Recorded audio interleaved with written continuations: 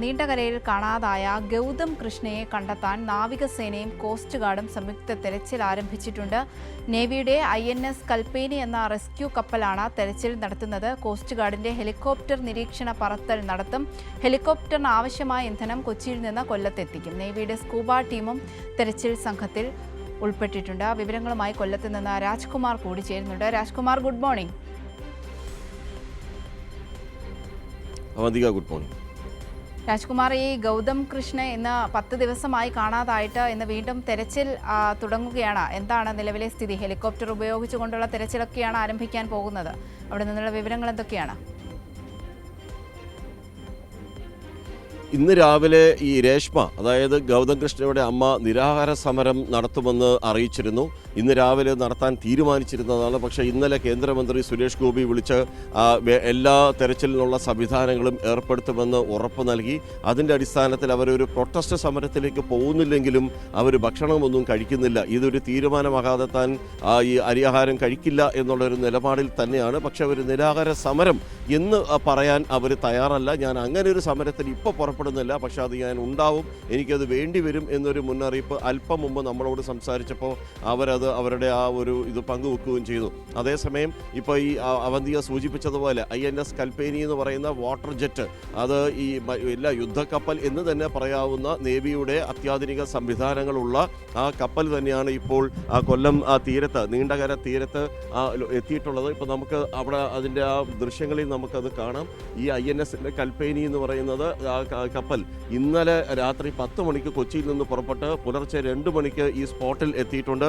ഈ നിലവിൽ disaster management നൽകിയിട്ടുള്ള ഈ മത്സ്യത്തൊഴിലാളികൾ നൽകിയിട്ടുള്ള ഒരു സ്പോട്ട് ഉണ്ടായത് അപകടം നടന്നു എന്ന് അവർ തന്നെ ചൂണ്ടിക്കാണിച്ചിട്ടുള്ള അതിൻ്റെ ലൊക്കേഷൻ, ആ കൃത്യമായ ആ ലൊക്കേഷനിലാണ് ഇപ്പോൾ അവരവിടെ ആങ്കർ ചെയ്തിരിക്കുന്നത്.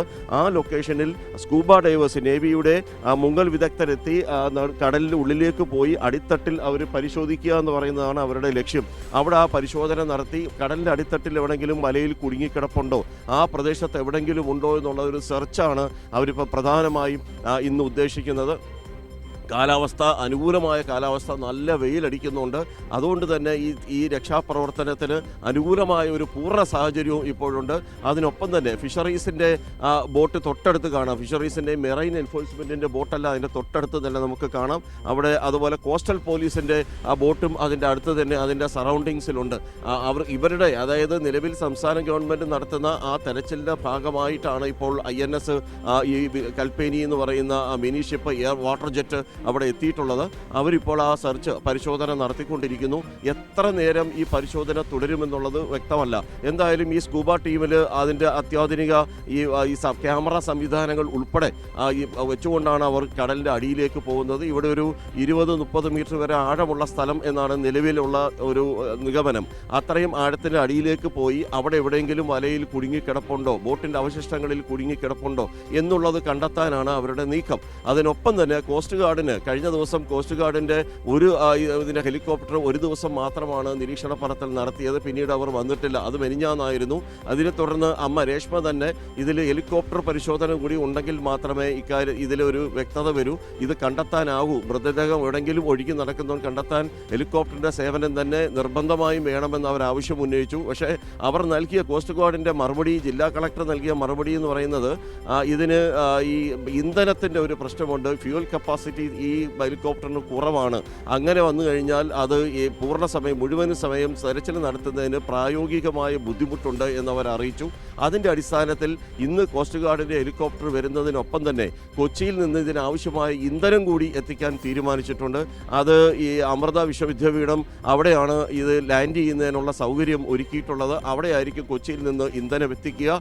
ആ ഇന്ധനം നിറച്ചുകൊണ്ട് വീണ്ടും സെർച്ച് ചെയ്യാനുള്ള ഒരു തുടർ സംവിധാനം എന്ന നിലയിലാണ് അവിടെ ചെയ്തിരിക്കുന്നത്. പക്ഷേ അപ്പോഴും ഇതിനകത്തൊരു നമുക്ക് നമ്മുടെ മുന്നിൽ നിൽക്കുന്നത് ഇത്തരം സംവിധാനങ്ങൾ അന്ന് ആ റെസ്ക്യൂ ഓപ്പറേഷൻ അപകടം നടന്ന ദിവസത്തിന് തൊട്ടടുത്ത ദിവസമെങ്കിലും തുടങ്ങിയിരുന്നുവെങ്കിൽ ഈ ഗൗതം കൃഷ്ണയാണെങ്കിലും ഇപ്പോൾ മുതലപ്പുഴയിലെ അപകടത്തിൽ കാണാതായ ആ മത്സ്യത്തൊഴിലാളിയാണെങ്കിലും ഇവരെല്ലാം എല്ലാവരെയും 3 പേരെയും കണ്ടെത്താൻ അന്നേ കഴിയുമായിരുന്നു. പക്ഷേ അതിലൊരു ജാഗ്രത പുലർത്തിയില്ല, അല്ലെങ്കിൽ അതിലൊരു അലംഭാവം കാണിച്ചു. ഫിഷറീസ് മന്ത്രി എവിടെ എന്നുള്ള ചോദ്യം ഇപ്പോഴും നിഴലിച്ചു നിൽക്കുകയാണ്. മറ്റ് മന്ത്രിമാരെ പല സ്ഥലത്തും ഇതിന് മത്സ്യത്തൊഴിലാളികളെ സമാധാനിപ്പിക്കാൻ മന്ത്രിമാരെ അയക്കുമ്പോൾ ഫിഷറീസ് മന്ത്രി ഇപ്പോഴും കർട്ടന്റെ പിന്നിൽ നിൽക്കുകയാണ്. അദ്ദേഹം മുന്നിൽ വരാൻ തയ്യാറാകുന്നില്ല എന്ന് പറയുന്ന ഒരു ആക്ഷേപം മത്സ്യത്തൊഴിലാളികൾക്ക് മുന്നിൽ ശക്തമായുണ്ട്.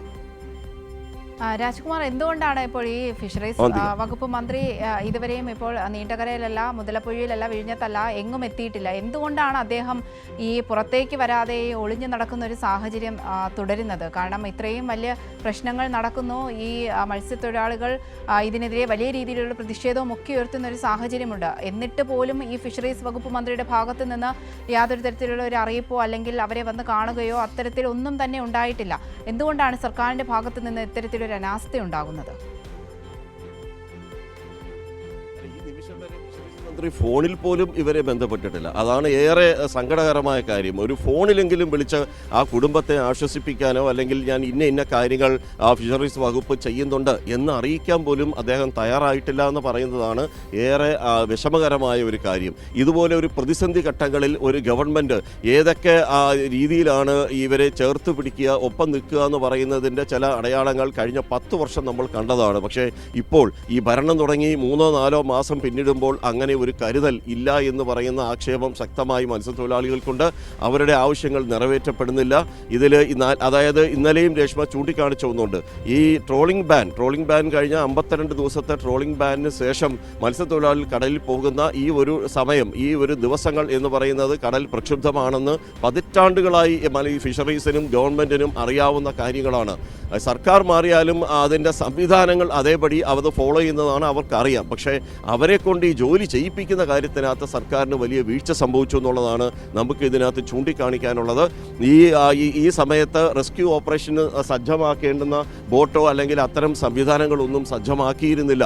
നിലവിൽ ഈ ട്രോളിംഗ് ബാൻ ശേഷം പോകുമ്പോൾ അപകട സാധ്യത ഉണ്ട് എന്ന് അറിയാത്തവരായി ഈ കേരളത്തിലെ ഒരു മത്സ്യത്തൊഴിലാളി പോലുമില്ല.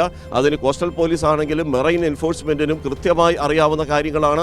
അവർക്ക് അങ്ങനെ അതൊരു ഹിസ്റ്ററിയാണ്, അത് അവർക്ക് നന്നായി അറിയാം. പക്ഷേ അക്കാര്യം കോർഡിനേറ്റ് ചെയ്യുന്നതിന് ജില്ലയിലെ ചുമതല വഹിക്കുന്ന മന്ത്രി ആയാലും ശരി, ജില്ലാ കളക്ടർ ആയാലും ശരി, അതുപോലെ ഈ ഫിഷറീസ് മന്ത്രി ഉൾപ്പെടെയുള്ള അവർക്കാർക്കും അത്തരം ഒരു കാര്യത്തിൽ അവർ വിട്ടുപോയി അല്ലെങ്കിൽ അവർക്കതിൽ ഒരു അലംഭാവം കാണിച്ചെന്നോ പിശക് പറ്റിയെന്നോ ഒക്കെ നമുക്ക് പറയാൻ കഴിയുന്ന വിധമാണ് ഇവരുടെ പ്രവർത്തനങ്ങൾ നിലവിൽ നമുക്ക് വിലയിരുത്തുമ്പോൾ മനസ്സിലാവുന്നത്. അവന്തിക. ശരി, രാജ്കുമാറാണ് വിവരങ്ങൾ നൽകിയത്.